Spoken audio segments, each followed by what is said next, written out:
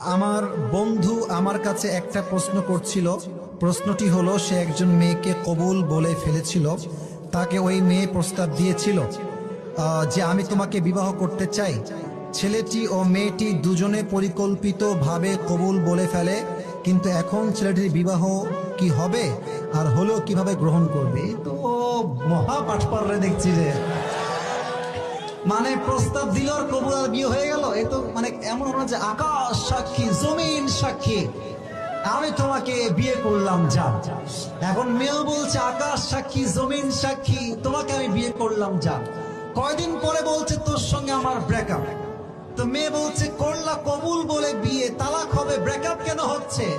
আকাশ তুমি কোথায় গেলে, জমিন তুমি কোথায়, গাছ তুমি কোথায়? আকাশও আসে না, গাছও আর আসে না, জমিন আর খুঁজে পাওয়া যায় না। ঠিক আছে কিনা?